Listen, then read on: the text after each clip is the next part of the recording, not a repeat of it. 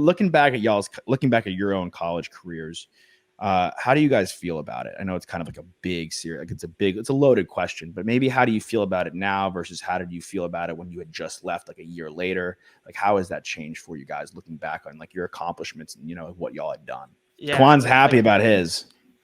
Yeah, I would say looking back, when you are in school and you're faced with the pressure of playing quarterback at UT, like that's really all your focus, and your focus is week to week. How do we win? How do we like figure this out? And then you get a lot of accomplishments and it's great, but my focus was always on the team and winning games and winning bowl games. And I never really thought about the NFL. It's kind of like when I was in high school, like I never dreamed I was going to get to go to college, being in a small town, small place.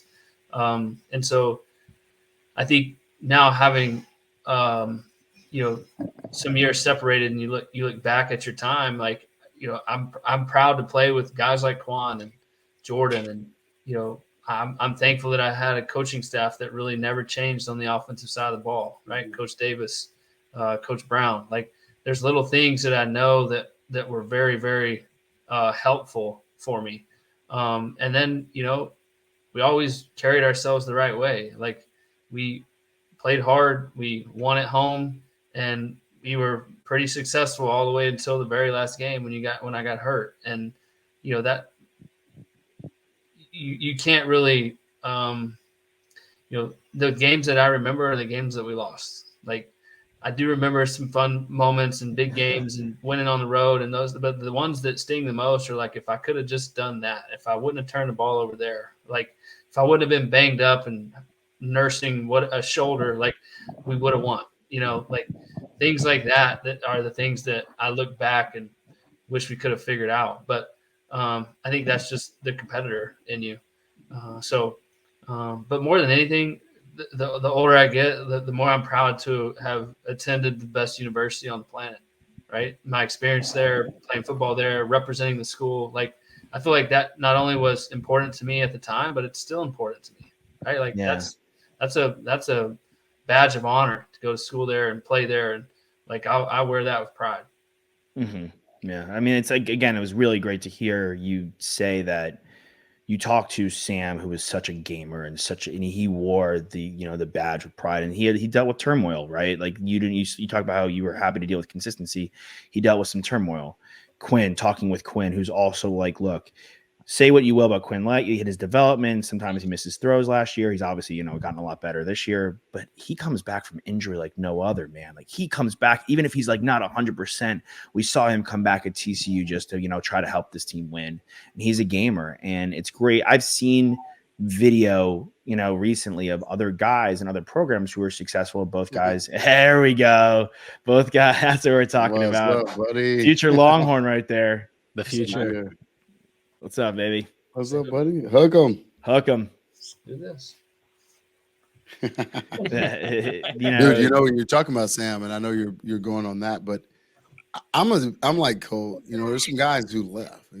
Shane Buechele, love Shane. Yeah, one of the coolest kids. Busted ass. Another, a guy that we love to death. David Ash, unfortunately, had the injuries. Yeah. But there's so many dudes that have come through who just get it. They're Texas kids. We love them. Rest in peace, Even Sneed. He ended up leaving after Colt won the job, but still, good guy that kept in touch with. So it's interesting that even the guys during our time that left, it was reluctant. The culture was in such a good place that they did what they had to do for their career, but it was never hard feelings. And it's like Malik. That's what we're going to have with Malik. I think it's exactly. I honestly was reaching out to, I can't say this publicly, but I guess I was like, Baylor, y'all better go get him. Keep him in the Big 12. I don't want to double agent. Hey, I knew it. That's a Mark kid right there. Yeah. That's hey, we're leaving y'all. Y'all need to go get him. He likes this state. So he bought in too, though. Like he came in, like, was it pretty? No, but he came in and did what he had to do. And he is such a massive part of why we're here today. Yeah, absolutely. For sure. I love that Sark was one of the most vocal coaches about saying, hey, these kids should be able to stay through the bowl game, because if they were a part of something and they gave their all for a program, which he did, Yeah. that they should be able to be with the team, and that the portal maybe could open after bowl season was done. It Right. makes Like, all the sense in the world, for them to have to do that before. And again, there's the ones who are going to get in it regardless, and then there's that next level, the ones who are like, listen, I have to do what's best for my career in this Mhm. right. setting, this climate that we're in. But I love the burnt orange. You saw in his message, I'm going to be a Longhorn for life.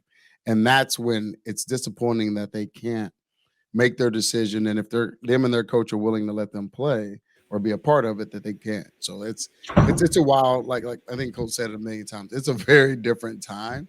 But for the most part, just super exciting that we're in the mix and all the above.